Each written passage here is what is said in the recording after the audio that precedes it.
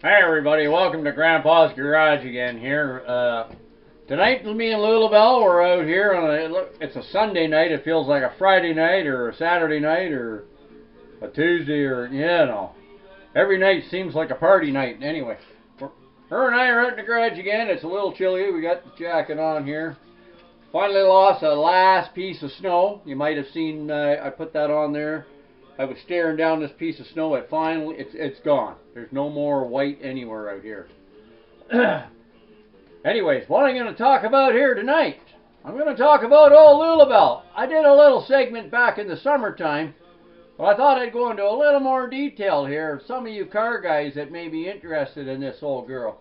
It's a 1951 Ford F100 is what the original truck is. Right off the hop here, you'll see this is not a show truck. There's dings and dents and rust, and I don't fix any of that stuff. We just mopped and glowed it, and away we go down the road on it. Now, everything is the original steel from '51, but not original to the truck. It's got two fiberglass front fenders. They were on it when I bought the truck, so anyway, we got dummy spotlights. Bought those at the Burroughs Creek Flea Market several years ago. They got a little glass lens in them here. You could run a wire through there in a low voltage bulb or something if you were so inclined.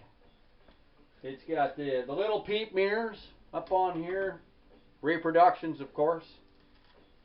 It's got Harley Davidson, says right there, Harley Davidson mirrors. I got these at the Lindsay Automotive Flea Market for $25 for the pair, so I got a little bit of Harley on her. It does have a stereo, but it did until it caught fire. Grandpa must have wired something wrong. It took a little spark in there and it melted her up. It's got the original vacuum wipers on her. These are bought at Canadian Tire. They're rear wipers for SUVs. They're a little on the short side. Doesn't matter. They only work when it's not raining. That's the way you got to bang them and you spray them, and oh, you fellows from the 50s that had these will know that the vacuum wipers were. Anyway, it's got a visor on here. When I went looking for a visor for this thing, of course they didn't make them for this year truck, but they did steal them off the 49 and 50 Ford cars.